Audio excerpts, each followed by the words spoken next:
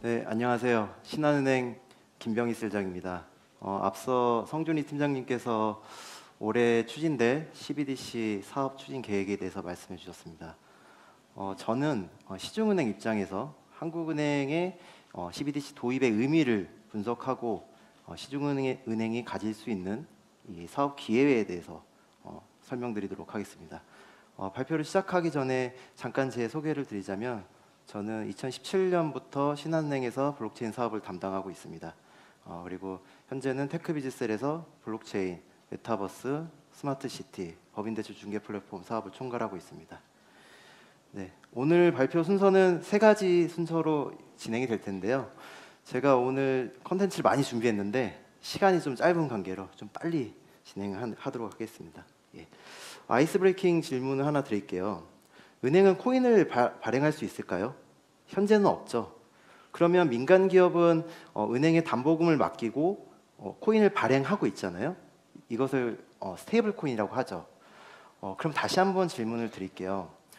한국은행이 은행에 조만간 현금과 같은 CBDC를 제공하게 될 텐데 은행은 과연 이 CBDC를 담보로 토큰을 발행을 할 수 있을까요? 코인을 발행할 수 있을까요? 예, 금융당국이 승인한다면 가능은 하겠죠. 예, 조만간 은행은 CBDC를 담보로 코인을 발행하게 될 겁니다. 예, 코인이라고 말씀드렸지만 엄밀히 얘기하자면 토큰입니다. 예, 코인은 본인의 메인넷에서 발행하는 것을 코인이라고 하고요. 토큰은 다른 플랫폼에서 발행하는 것을 토큰이라고 합니다. 비트코인이나 이더리움은 이제 코인이죠. 하지만 신한은행이 한국은행 CBDC 플랫폼에서 발행을 하게 되면 그것은 이제 토큰이 됩니다. 예금 토큰이라고 하게 되죠. 작년을 기점으로 이제 한국은행뿐 아니라 금융당국에서도 CBDC 발행에 대해 굉장히 이제 관심을 가지고 이제 같이 논의를 하고 있습니다. 이것은 대단히 이제 중요한 의미를 띠고 있고요.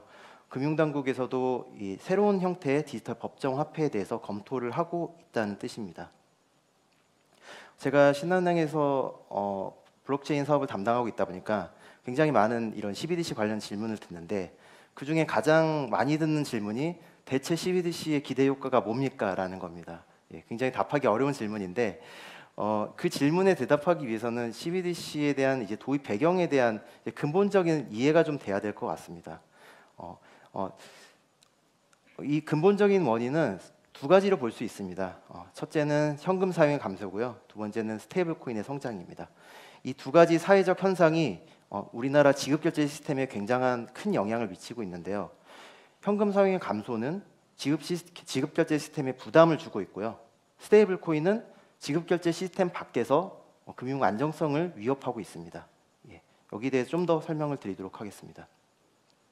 우리는 누구나 경제 활동을 하고 있습니다. 예, 그 경제 활동을 하기 위해선 하다 보면 필연적으로 지급결제 과정이 생기는데요. 우리가 상품, 서비스, 용역을 이용하게 되면 그 대가를 지불해야 되죠. 이 대가를 우리는 현금, 카드, 수표와 같은 이런 결제 수단을 이용하게 됩니다. 이 결제 과정은 현금으로 결제하느냐, 현금이 아니냐로 나눌 수가 있습니다. 현금이면 현금을 지급하는 순간 그 자리에서 그 즉시 모든 채무 관계가 없어집니다. 하지만 현금이 아닐 경우에는 이 청산 과정이 필연적으로 생기게 되는데요. 이 청산 과정은 금융기관을 이용하게 됩니다. 금융기관 현금 예를 들면 카드나 수표처럼 지급 결제 수단에 따라서 추가적으로 다양한 이해 관계자가 생기게 되죠. 그리고 이런 청산 과정은 한국은행이 운영하고 있는 지급결제 시스템을 이용하게 되는데요. 여러분 한국은행이라는 기관의 설립 목적에 대해서 혹시 알고 계신가요? 한국은행법 1장 1조를 보시면 이렇게 적혀 있습니다. 한국은행은 효율적인 통화신용정책의 수립과 정책을 통해 물가 안정과 금융 안정을 도모하는 것이다. 이 목적을 달성하기 위해서 지급결제 시스템을 운영하고 있고 이 지급결제 시스템이 잘 운용되려면 이런 지급결제 시스템이 잘 운영돼야 그 목적을 달성할 수 있다고 볼 수가 있습니다. 그래서 이 지급결제 시스템은 거액결제 시스템과 소액결제 시스템을 나눠질 수 있는데 거액결제 시스템은 금융기관 간의 전자자금 이체가 이루어지고요. 그리고 실시간으로 이루어집니다. 하지만 이제 소액결제 시스템은 전날에 발생한 거래를 모아서 다음 날 오전에 한 번에 차익 정산하는 방식으로 이루어집니다. 여기서 좀 우리가 눈여겨봐야 할 부분은 소액 결제 시스템 중에서도 전자금융 공동망입니다. 이 전자금융 공동망이 우리 경제 활동과 가장 밀접하게 연관돼 있고 빈번하게 사용되는 시스템이기 때문입니다. 그런데 이제 문제는 이 전자금융 공동망의 결제 규모가 매년 성장하고 있습니다. 2022년 기준으로 일 평균 2천만 건이 발생하고 있고요. 하루에 80조 원의 규모가 전자금융 공동망에서 이루어지고 있습니다. 이 규모라는 것은 결국 리스크를 뜻합니다. 우리가 밤사이 어떤 일이 발생하게 되면 이 청산이 이루어지지 못하고 이것이 금융 위기로 약간 전이될 수 있는 그런 리스크를 가지고 있는 것이죠. 그래서 이제 금융기관들도 이 리스크를 해칭하기 위해서 이 규모와 맞먹는 돈을 담보로 맡기고 있습니다. 어떻게 보면 사회적 비용을 낭비하고 있다고 볼 수도 있습니다. 결국은 현금의 사용의 감소가 이런 지급결제의 리스크를 키우고 있다고 생각할 수 있습니다. 그러면 결제 유동성 리스크를 어떻게 낮출 것이냐? 첫 번째는 모든 결제를 실시간으로 처리하면 됩니다. 총액 결제 시스템이 거액 결제 시스템을 도입해 가지고 모든 거래를 실시간으로 처리하면 되는데 이것도 사실 쉽지는 않겠죠. 한국은행에서도 이 방안을 도입하는데 현재 로드맵을 세우고 있는 걸로 알고 있고요. 두 번째 방법은 중간 과정, 그러니까 청산 과정이 발생하지 않도록 새로운 기술을 도입해서 해결하는 방법이 있습니다. 예를 들어서 블록체인 같은 기술이 될 수 있겠죠. 비트코인이 중간 거래자 없이 개인과 개인 간에 직접 결제가 이루어지도록 이제 혁신하는 방안을 내놨듯이 블록체인을 도입할 수 있습니다. 여기에 더해서 이제 새로운 형태의 디지털 화폐를 도입하는 것도 하나의 방안이 될 수 있습니다. 기존의 결제 수단으로 사용되고 있는 것을 그대로 유지하며 편의성을 지키면서 청산 과정을 없애 리스크를 낮추고 그다음에 화폐에 프로그래머블 기능을 추가해서 기존에 할 수 없던 기능을 추가할 수 있는 겁니다. 그래서 한국은행뿐 아니라 세계 각국의 중앙은행들이 이러한 이유로 CBDC 도입 검토를 하고 있다고 생각해 볼 수 있습니다. 스테이블코인의 성장도 하나의 배경으로 볼 수가 있는데요. 현재 스테이블코인이 암호화폐의 이제 기축통화로 사용되고 있죠. 또한 이메일을 보내듯이 전 세계 어느 누구에게나 내 돈을 보낼 수 있다는 이런 혁신적인 지급결제 수단으로서도 굉장히 각광을 받고 있습니다. 그러다 보니 이 성장 규모가 굉장히 무서운데요. 지난달 기준으로 상위 3사 스테이블 코인의 규모가 185조 원입니다. 우리나라 주식시장의 시가총액 2위가 SK 하이닉스인데 하이닉스보다 더 많은 돈이 이 스테이블 코인에 묶여 있다라고 생각을 하시면 될 것 같습니다. 하지만 테라 루나 사태에서 보듯이 이 스테이블 코인의 안정성은 아직 검증되지 않았고요. 무엇보다도 지급결제 시스템의 외부에 존재한다는 것은 중앙은행의 통화신용 정책에 영향을 매우 적게 받고 그리고 불법 자금으로 사용될 수 있다는 리스크가 있고 그리고 이 담보금에 대한 이용자 자금의 보호가 현재 좀 어렵다는 과정에서 좀 개선이 필요하다는 문제가 있습니다. 그래서 스테이블 코인의 장점을 수용하면서도 이제 법정 화폐의 지위를 누릴 수 있는 방법이 무엇이냐라고 했을 때 현재 이제 예금 토큰 방식으로 적용하는 것이 최근의 이제 트렌드라고 볼 수 있고요. 예금 토큰이라는 것은 스테이블 코인처럼 새로운 화폐를 발행하는 것이 아니고요.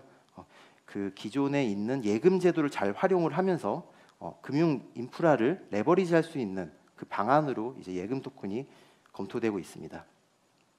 그래서 이런 구조를 좀 봤을 때 현재 지급결제 시스템과 상호 호환이 되면서도 이중통화 시스템을 만들 수가 있고요. 거액결제 시스템에서는 중앙은행이 발행하는 CBDC를 이용하고 소액결제 시스템에서는 그 CBDC를 담보로 예금 토큰을 은행별로 발행을 해서 그 은행 내부적으로 사용하는 이런 형태의 모델이 현재 검토되고 있습니다. 그렇다면 이제 다음으로 이제 은행의 변화와 기회에 대해서 말씀드리도록 하겠습니다. CBDC가 도입되면 사회 전반이나 이제 지급결제 시장에 걸쳐서 많은 변화와 기회 요소가 있겠지만 은행 입장에서 봤을 때는 크게 세 가지 변화와 기회 요소가 있을 것 같습니다. 첫 번째는 본업 비즈니스의 변화가 있을 거고요. 두 번째는 기존 시장의 탈환의 기회가 있습니다. 그리고 마지막 세 번째는 신규 사업의 기회가 있겠죠. 그 중에서도 특히 은행의 비즈니스와 가장 연관이 높은 분야는 현금성 지급 수단인 이제 송금과 체크카드라고 저희는 보고 있습니다. 왜냐하면 이제 전자금융 공동망에서 27%의 정도의 비율을 차지하면서도 CBDC로 대체가 비교적 수월하게 이루어질 수 있는 부분이 이 송금과 체크카드라고 보고 있기 때문입니다. 그래서 이제 계좌 이체에 대해 송금에 대해서 조금 더 알아보면요. 은행 앱에서 가장 트랜잭션이 높은 부분은 계좌 조회와 계좌 이체입니다. 그러다 보니 이 계좌 이체에 대한 부분이 조금 고객에게는 조금 민감한 부분으로 다가올 수 있는데, 다행스럽게도 CBDC나 예금 토큰이 도입되더라도 고객의 이런 행동의 변화는 매우 영향은 매우 적습니다. 오히려 은행의 뒷단의 처리들이 많이 변화가 되고요. 그 이유는 이제 은행별로 예금 토큰을 발행하다 보니 아까 팀장님께서도 말씀하셨지만 신한의 자금을 타 은행, 뭐 가상의 S뱅크로 보낼 때 신한의 예금 토큰은 소각되고 S뱅크의 예금 토큰이 발행되는 구조로 이렇게 진행이 될 것 같습니다. 이 구조는 해외 송금에도 영향을 미치는데요. 현재는 스위프트망을 통해서 이제 해외 송금이 이루어지고 있죠. 주요 통화가 아니거나 대형 은행이 아닐 경우에는 이제 중간에 중개은행이 많이 생기다 보니 많은 이제 시간과 비용 측면에서 많은 비효율이 발생을 하고 있습니다. 하지만 CBDC로 각국의 세계 중앙은행들이 연결되고 각 시중은행들이 연결된다면 이런 비효율을 좀 개선할 수 있는 여지가 있고요. 스테이블 코인으로도 이와 유사한 형태를 이미 다 기술 검증을 한 경험들이 있습니다. 오른쪽 그림은 저희가 작년 8월에 진행했던 대만, 그리고 태국, 남아프리카 공화국 이제 4개의 시중은행들이 스테이블 코인에서 해외 송금을 직접 실행한 구조인데요. 거의 CBDC 구조와 거의 유사하다고 볼 수 있습니다. 단지 중앙은행이 없을 뿐이죠. 그 다음에는 이제 기회에 대해서 좀 알아볼 텐데요. 체크카드 분야가 이제 얼핏 보면 은행의 사업이 아니냐라고 생각하실 수 있지만 카드사의 사업입니다. 은행은 단지 결제 계좌만을 제공하고 있습니다. 그래서 현재 체크카드는 신용카드망을 타고 있고요. 모든 매출 기록은 신용카드사로 집중되고 있죠. 만약에 CBDC 결제 방식이 도입이 된다면 고객의 월렛에서 가맹점의 월렛으로 직접 다이렉트로 결제가 되는 방식이 도입이 될 겁니다. 그리고 중간에 매개체는 앱이나 실물 카드를 활용할 수 있습니다. 그러다 보니 이제 고객의 입장에서는 변화는 없지만 밑단에서 작업은 청산은 굉장히 간단해지는 그런 구조가 나올 수가 있죠.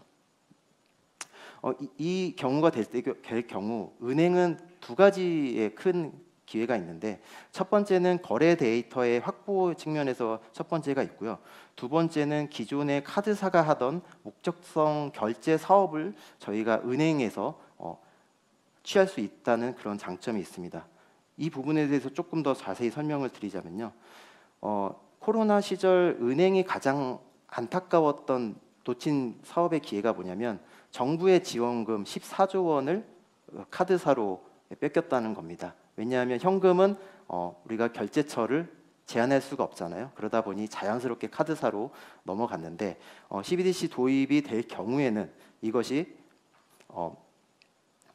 자연스럽게 스마트 컨트랙으로 해결이 되고 은행의 사업으로 들어올 수가 있는 것이죠. 그렇게 되면 정부의 지원금, 기업의 보조금, 지자체 수당, 이 규모가 한 100조 원이 넘습니다. 이 규모를 은행에서 충분히 시장을 활용할 수 있다라고 예상을 하고 있습니다. 또한 새로운 상품이나 새로운 서비스가 나올 수도 있습니다. 대출 상품을 예를 들어보면요. 대출이 실행되는 데까지 사전의 작업들, 예를 들면 어떤 조건들을 체크하고 자격을 검증하는 작업들이 있고요. 대출이 실행한 이후에 이 자금이 이 목적에 맞게 정확히 사용되었는지를 이제 분석하는 것이 더 중요한데, 이런 상품에 저희가 CBDC를 활용을 할 수가 있고요. 그리고 송금 서비스와 같은 경우 이제 비대면 금융 사기가 요새 사회적 이슈가 되고 계속 지속적으로 이슈가 되고 있는데 고객이 상대방이 받는 사람이 정부기관이나 금융기관에만 이 자금을 받게 해주세요. 또는 이것을 현금으로 하는데 굉장히 어려운 제약 조건을 건다면 기존의 비대면 금융 사기도 많이 해결될 수 있는 그런 여지가 있습니다. 더 나아가서 이제 우리가 실생활에서 사용할 수 있는 부분도 많은데요. 개인이나 기업에 이 스마트 컨트랙을 잘 편리하게 사용할 수 있는 환경을 제공을 한다면 우리 계약의 시작부터 계약의 종료까지 이 자금에 대한 라이프 사이클을 은행이 가져갈 수 있습니다. 보통 계약과 관련된 자금은 이 계약에 굉장히 디펜던시가 강해서 고객과 장기간 관계를 만들 수가 있는데 이것들을 은행이 가져갈 수 있는 것이죠.